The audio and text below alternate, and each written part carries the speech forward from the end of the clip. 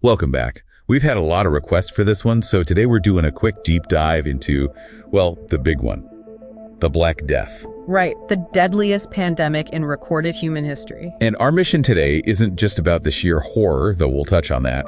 It's about digging into maybe the biggest surprise, how this tiny bacterium basically upended an entire way of life. Exactly. We're looking at the bubonic plague caused by Yersinia pestis. It really kicked off in Central Asia, early 14th century. Yeah, around that. And it's spread like wildfire along trade routes. The Silk Road gets mentioned a lot. It hitched a ride, basically. And by 1347, it slams into Europe.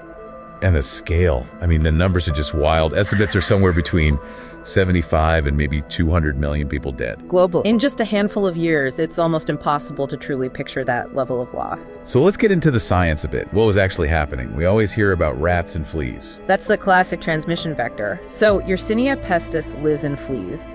These fleas live on rats, particularly black rats, which were everywhere in medieval towns and cities. Because sanitation wasn't exactly a priority back then. Not at all. So rats thrive. Fleas thrive on the rats. When the rats start dying from the plague, the infected fleas look for a new host. And that new host is us. Humans. Exactly.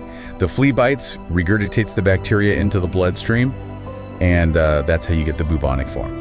Which leads to the symptoms that gave it the name, right? The buboes. Yeah, those are the really painful, swollen lymph nodes, usually in the groin, armpits, neck. Awful stuff, high fever, chills, exhaustion, and the black part of Black Death. That comes from the subcutaneous bleeding under the skin, which could cause dark patches. Hence, the Black Death. Grim stuff. But there was a twist, wasn't there? Something that made it even worse. Yes, and this is crucial. The plague wasn't just one thing. Sometimes the infection would spread to the lungs, and that's the pneumonic form. Suddenly, you don't need the flea anymore. It spreads directly person to person. Oh, just breathing. Coughing, sneezing, respiratory droplets, just like, the flu or a cold, but infinitely deadlier. So it went from flea-borne to airborne. That must have accelerated everything exponentially. Absolutely. It bypassed the whole rat-flea cycle. Once pneumonic plague hit a community, the spread was terrifyingly fast. Which explains the unbelievable mortality rate in Europe. Almost 1 in 2 people died in some places. Easily. Yeah. Imagine society just stopping. Fields weren't harvested because there was no one left. Trade routes dried up. You mentioned sources showing there weren't even enough people, like priests, to bury the dead properly. Mass graves became common. The sheer volume of death overwhelmed everything. Basic social structures just crumbled. Okay, so total devastation.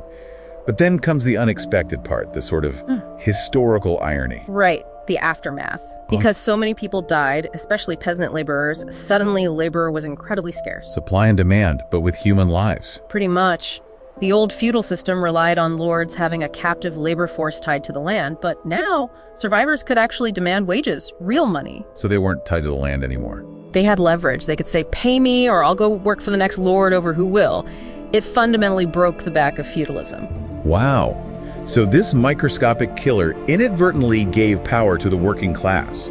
A massive unintended consequence. It reshaped the entire economic and social landscape of Europe. It's a key moment leading towards, more modern economic structures. But before that reshaping, the immediate reaction must have been pure terror.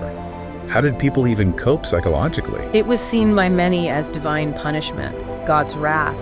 This led to, extreme reactions. Like the flagellants, those groups who whipped themselves in public. Yes, trying to atone for humanity's sins to stop the plague. But it also led to darker things, finding scapegoats. Blaming outsiders. Tragically, yes. Yeah. Jewish communities, foreigners, lepers, they were often accused of poisoning wells or somehow causing the plague through witchcraft. Terrible violence followed. And what about medicine? Did doctors have any idea what was going on? We see those iconic plague doctor outfits. The ones with the beaked masks? Yeah, what was that about? Well, they didn't understand germ theory at all. The prevailing theory was miasma, that disease was caused by bad smells or corrupted air. The beak. It was stuffed with herbs, spices, dry flowers, anything they thought would purify the air they breathed while treating patients. And their treatments? Bloodletting? Prayers? Mostly ineffective, sometimes harmful. Bloodletting, lancing the buboes which could spread infection.